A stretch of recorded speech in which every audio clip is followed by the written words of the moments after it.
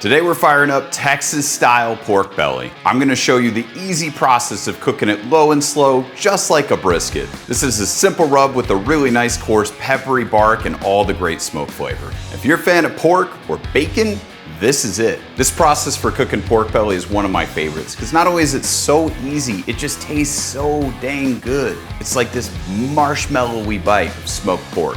Go check out the recipe, it's so simple. And while you do, I'm gonna be snacking. Who's hungry?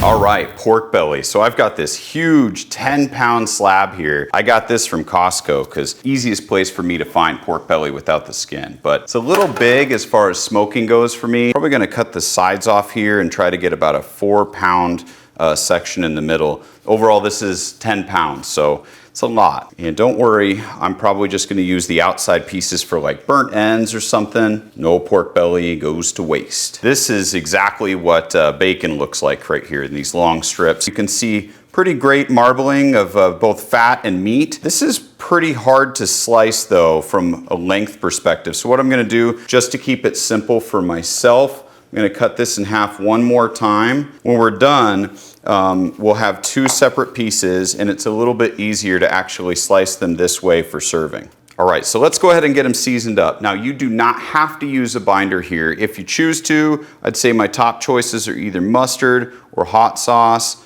Hot sauce will definitely add some extra flavor. Mustard doesn't really.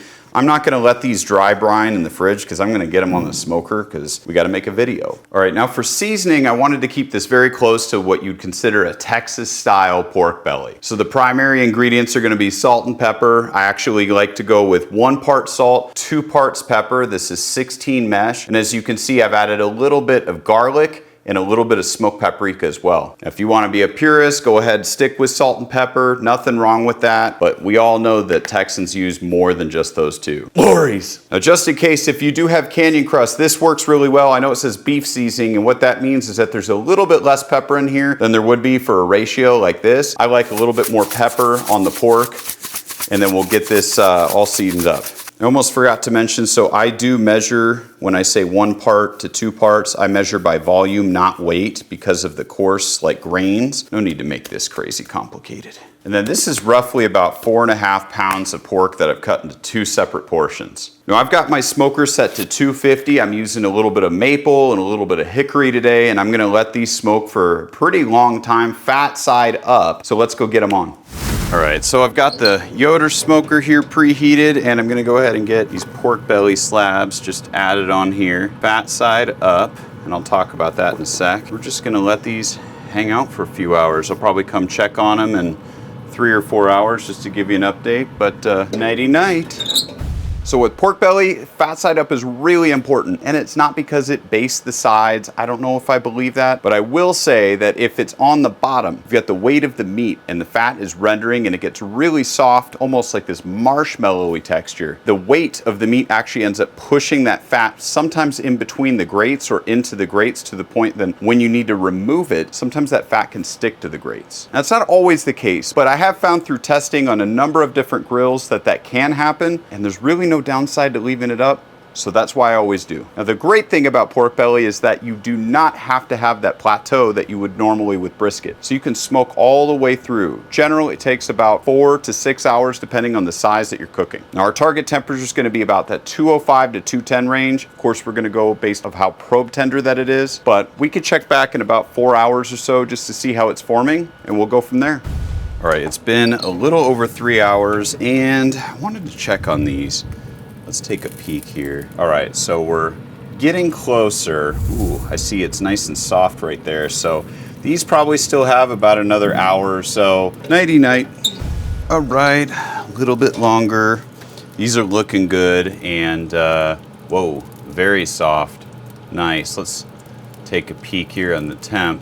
So yeah, about 201, 202 or so. So we're pretty good. The biggest thing is I just wanted to make sure it was really soft, which it definitely is. So I'll stop poking them. Let's get them off. All right, I took both the pork bellies off. I'm very eager to slice into them, but I'm actually gonna let them rest. I am gonna wrap each one of them in butcher paper and have them sit for about 45 minutes just to get them as tender as possible. That way the juice doesn't leak out. So I'll go ahead and do that. Stay tuned. All right, so I've let it rest for about 45 minutes or so, maybe a few minutes less. I'm just really impatient. Oof. That is looking so good.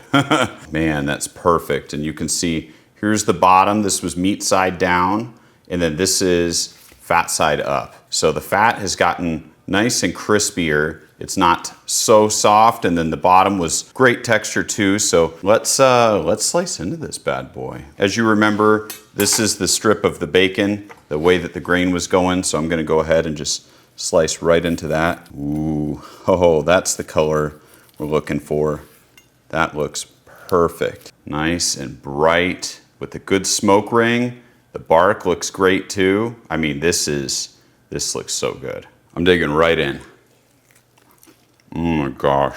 Melts right in your mouth, and it's just got that perfect bark right on the outside. You can see how tender that fat is right on the top there, and that's what I'm talking about. And it's so easy too. I mean, you just put it on the smoker, wait till it's probe tender. You don't need to spritz. You barely need to rest, and it's so good. Now that rub is key. The extra pepper on pork is really, really important. If you don't, the pork ends up being a little on the saltier side, kind of like you would with the brisket, and it just works so well here.